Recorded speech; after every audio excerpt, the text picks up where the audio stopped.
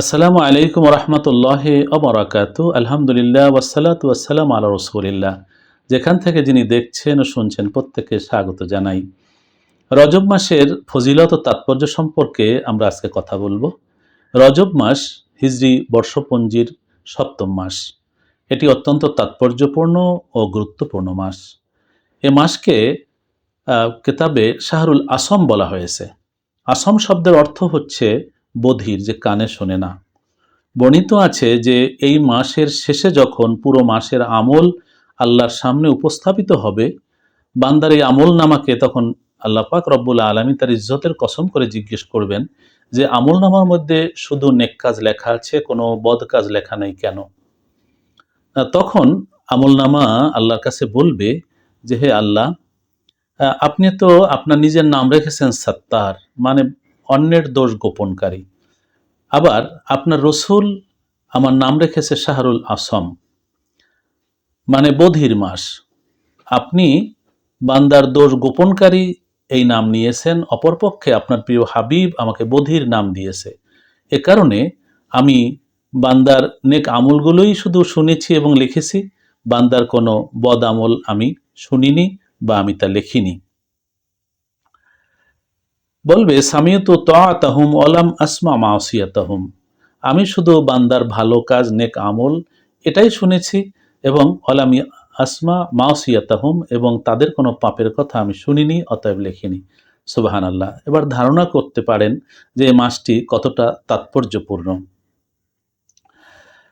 বর্ণিত আছে যে আল্লাহ পাক রব্বুল আলামিন এই মোবারক মাস সম্পর্কে তিনি রসুল আকরাম সাল্লাল্লাহু আলাইহি ওয়াসাল্লামকে জানিয়েছেন এবং রসুল্লাহ সাল্লাল্লাহু আলাইহি ওয়াসাল্লাম তিনি বলেছেন, রজবুন শাহরুল্লাহ, রজব মাস হচ্ছে আল্লাহর মাস, ও শাবান শাহরি, এবং শাবান মাস আমার মাস, ও রমাদান শাহর উম্মতি, আর রমজান মাস আমার উম্মতের মাস।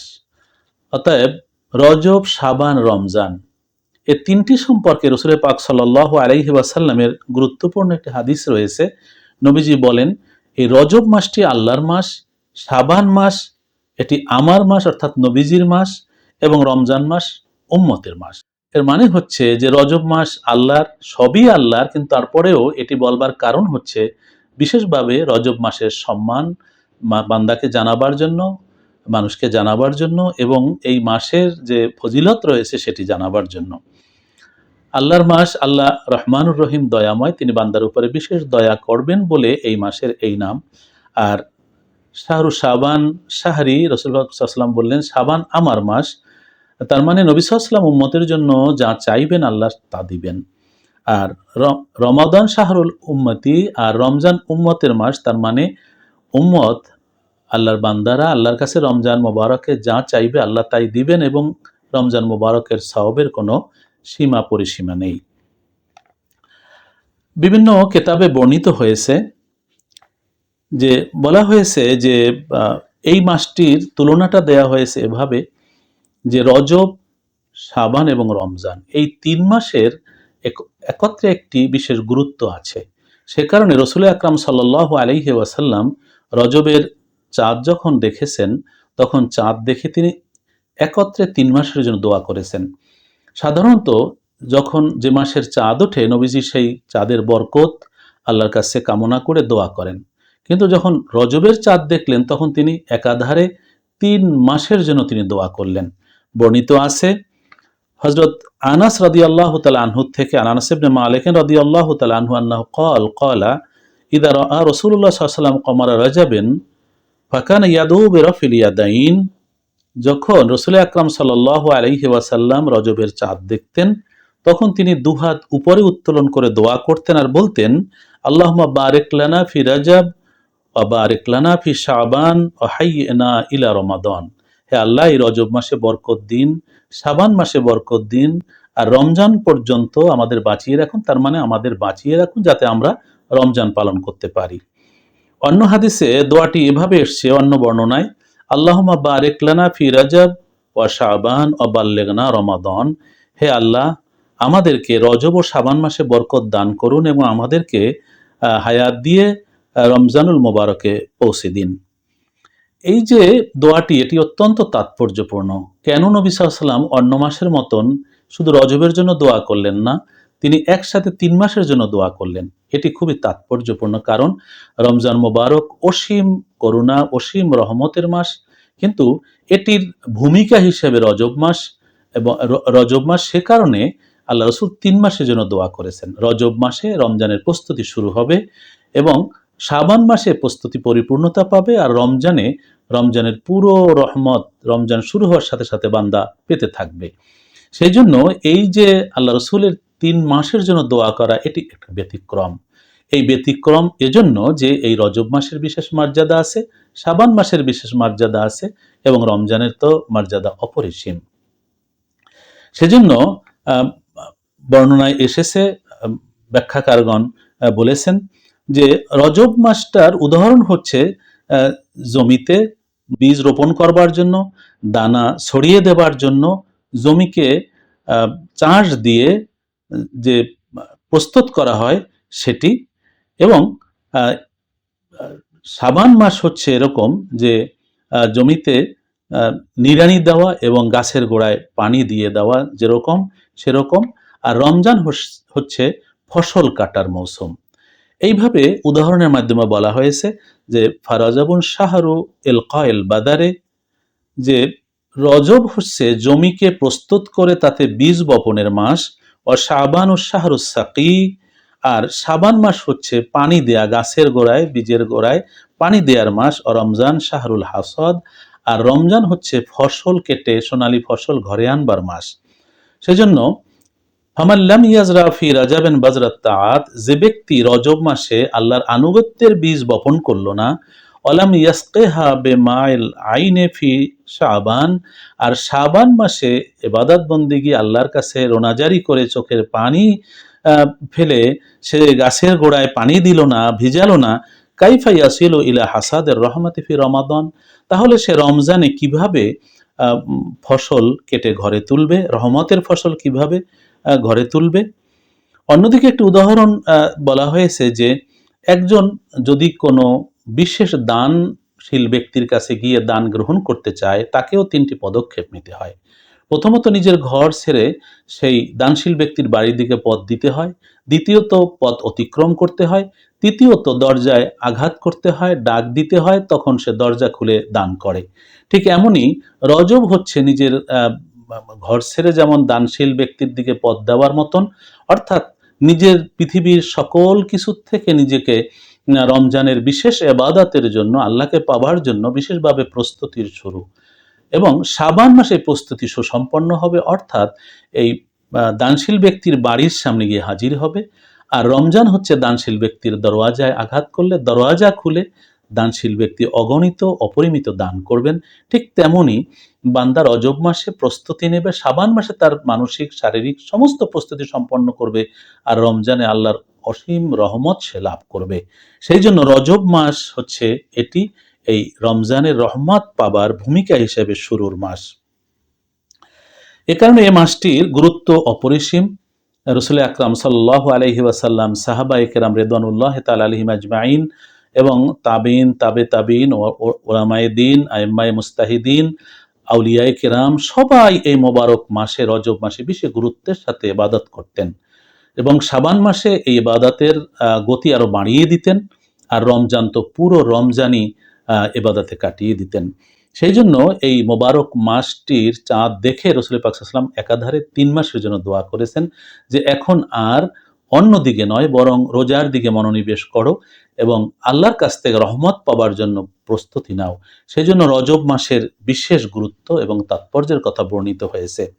এই মোবারক মাসেই তো মেরাজ সংঘটিত হয়েছে। 27 রজব, 26 রজব দিনগত রাত, অর্থাৎ 27 রজবের রাত মোবারক মেরাজের রাত। মেরাজ এমন এক তাৎপর্যপূর্ণ ঘটনা যা বিশ্ব ইতিহাসে এক অনন্য ঘটনা। এমন ঘটনা কোনো নবীর জীবনে, কারোর জীবনে ঘটেনি। রাসূল আকরাম সাল্লাল্লাহু আলাইহি ওয়াসাল্লামকে আল্লাহ পাক রব্বুল আলামিন এই ধুলার জমিন থেকে জাগ্রত অবস্থায় সশরীরে তাকে একেবারে তার আরশে আলায় নিয়ে গেছেন। প্রথমে বাইতুল্লাহ থেকে বাইতুল মাকদাস, সেখান থেকে 1, 2, 3, 4, 5, 6 সপ্তম আকাশ, তারপরে সেখানে বাইতুল মামুর, সিদরাতুল মুনতাহা, অর্থাৎ এই যে জগৎসমূহের সীমানায় পৌঁছে গেছেন। তারপরে আল্লাহর বিশেষ জগৎ, সেখানে এক অপরিসীম অবর্ণনীয় এক জগৎ, সেই জগৎ পাড়ি দিয়ে আল্লাহর একান্ত আরশ জগতে আল্লাহ রসুল সেখানে উপস্থিত হয়ে আল্লাহ পাকের সাক্ষাৎ এবং উম্মতের জন্য আল্লাহর বিশেষ রহমত নিয়ে এসেছেন। মেরাজের ঘটনা এক অসাধারণ অনন্য ঘটনা। এই ঘটনা শুধুমাত্র মুসলমানদের নয়, বিশ্ব মানবের জন্য এক মর্যাদাপূর্ণ। কারণ বিশ্ব মানব এমন যারা সকল মাখলুকাতের চাইতে শ্রেষ্ঠ, এমনকি ফেরেশতাদের চাইতেও মানুষ শ্রেষ্ঠ। সেই কারণে এই ধুলার ধরার মাটির মানুষ এখান থেকে আল্লাহর বিশেষ জগতে যেতে পারে, যেখানে জিব্রাইল আমিনও যেতে পারেন না। অতএব এই মোবারক মাসে মেরাজ সংগঠিত হয়েছে। এরপরে শাবান মাস, শবে বরাত, সেটি অত্যন্ত তাৎপর্যপূর্ণ রাত রয়েছে। মধ্য শাবানের যে রজনী, এরপরে তো রমজান শুরু, আর রমজানে তো প্রতিটি মুহূর্ত অত্যন্ত তাৎপর্যপূর্ণ। সেই জন্য এই মোবারক মাসের তাৎপর্য বলে শেষ করা যাবে না। রজব মাস আমাদের উচিত যে আমরা সারা বছর যে যে ধরনের আমরা অলসতা করেছি, এখন আর অলসতা নয়, বরং ইবাদতের দিকে মনোযোগ দেয়া এবং যে ভুল ত্রুটি হয়েছে সেগুলোর জন্য ক্ষমা চাওয়া, এবং রমজান যে আল্লাহর এক বিশেষ করুণার মাস, সেই করুণার মাসের বিশেষ রহমত পাওয়ার জন্য প্রস্তুতি নেওয়া শুরু করা। আল্লাহ পাক রব্বুল আলামিনের মোবারক মাসের রহমত, বরকত, নাজাত পেতে হলে আগে থেকেই প্রস্তুতি নিতে হবে। এই কারণে এই 3টি মাস একটি প্যাকেজ। আর এই কারণে আল্লাহ রসুল সাল্লাল্লাহু আলাইহি ওয়াসাল্লাম একসাথে 3 মাসের জন্য দোয়া করেছেন, আল্লাহুম্মা বারিক লানা ফি রাজাব ওয়া বারিক লানা ফি শাবান ওয়া হাইয়্যিনা আও বাল্লিগনা ইলা রমাদান। হে আল্লাহ, রজব মাসে, শাবান মাসে বরকত দান করুন এবং রমজান পর্যন্ত আমাদের পৌঁছে দিন, রমজান পালনের তৌফিক দিন। সেজন্য বলবো যে রজব মাসে আমরা বিশেষ প্রস্তুতি নেই। বিশেষ প্রস্তুতি বলতে গুনাহ আমরা ছেড়ে দিব এবং আমরা নেক আমল করার জন্য প্রস্তুতি নেব। নেক আমল করার জন্য যত রকম আমাদের সেটি আমরা করব। বান্দার হক আমরা দিয়ে দিব, পাপ থেকে তওবা করব, আর পাপ করব না সেই মানসিকতা নিয়ে আমরা জীবন যাপন করার জন্য আপ্রাণ চেষ্টা করব। এভাবে এই রজব মাস, তারপরে আসবে শাবান, তারপরে রমজান। আল্লাহ পাক রব্বুল ইজ্জত এই মোবারক রজব মাসে আমাদের বরকত দান করুন, আমাদের আমলে বরকত দিন, আমাদের রিজিকে বরকত দিন, আমাদের সমস্ত কিছুতে বরকত দান করুন। আমাদের রোগ ব্যাধি, বিপদ আপদ, বালা মুসিবত দূর করে দিয়ে এক স্বাচ্ছন্দ্যপূর্ণ, শান্তিপূর্ণ, সৌহার্দ্যপূর্ণ, সুন্দর জীবনযাপন করার তৌফিক দান করুন। আমরা আল্লাহর প্রিয়পাত্র হওয়ার জন্য, নবী সাল্লাল্লাহু আলাইহি ওয়াসাল্লামের প্রিয় উম্মত হওয়ার জন্য ইবাদত বন্দেগীর মাধ্যমে রজব মাস আমরা পালন করার চেষ্টা করি। তাহলেই এখানে বিশেষ করে একটি কথা না বললেই নয়, সেটি হচ্ছে পবিত্র কোরআন তেলাওয়াতের দিকে আমাদের মনোনিবেশটা একটু বাড়ানো দরকার। সাহাবায়ে কেরাম রিদওয়ানুল্লাহি তাআলা আলাইহিম আজমাইন এই রজব মাসে কোরআন শরীফ তারা খুঁজতেন। এটি শুনে অবাক হতে পারেন, এখনকার মতন বাধাই করা একটা বইয়ে কোরআন তখন ছিল না। কোরআন গাছের বাকলে, চামড়ার উপরে, কাঠখণ্ডের উপরে কোরআনের বিভিন্ন আয়াত বা সূরা লেখা হতো। একত্রিত করা খুব কঠিন ছিল।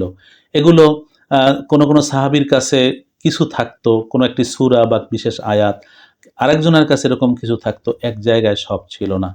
তো সাহাবায়ে কেরাম রমজান আসছে এটা ভেবে কোরআন খোঁজা শুরু করতেন।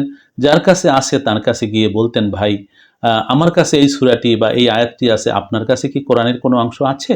তখন ওই সাহাবী বলতেন, হ্যাঁ এই অংশ আছে। তো বলতেন, আপনি ওটা আমাকে পড়তে দিবেন এবং আমারটা আপনাকে পড়তে দিব। তিনি হয়তো বলতেন অবশ্যই, অথবা বলতেন যে না, আরেকজন নিবে, তারপরে আপনি পাবেন। এইভাবে তারা এই কোরআন খোঁজার দিকে চলে যেতেন। আমরা পবিত্র কোরআন একেবারে গ্রন্থাবদ্ধ হিসাবে ঘরে আছে বটে, কিন্তু আমরা পড়ি না। এটি খুব দুর্ভাগ্যজনক। আসুন, রজব মাস, তারপরে আসবে শাবান মাস, তারপরে আসবে রমজান মাস। আমরা এই মোবারক মাসে আমরা বরকত হাসিল করি, প্রস্তুতি নেই, সকল পাপ ঝেড়ে ফেলে আমরা নেক আমল করার জন্য আপ্রাণ চেষ্টা করি এবং শাবান মাসে এর গতি আরও বাড়িয়ে দেই। রমজান পুরোটাই তো আমরা আমাদের মুক্তির জন্য, নাজাতের জন্য আমরা পুরা মাস জাগ্রত থেকে, রোজা রেখে, তারাবি পড়ে, কোরআন তেলাওয়াত করে আল্লাহর ইবাদত বন্দেগীর মধ্যে কাটাবো, যাতে করে আমরা আল্লাহর নেককার বান্দা হতে পারি। তাই এই মোবারক মাসে আমরা সবাই সবার জন্য দোয়া করি এবং আমরা নেক আমল করার জন্য মনোনিবেশ করি। আল্লাহ পাক আমাদের সকলকে তৌফিক দান করুন। ভালো থাকুন, নিরাপদে থাকুন। বেশি বেশি দরুদ ও সালাম পড়ুন আমাদের প্রিয় নবী সাল্লাল্লাহু আলাইহি ওয়াসাল্লামের উপরে। আসসালামু আলাইকুম ওয়া রাহমাতুল্লাহি ওয়া বারাকাতুহু।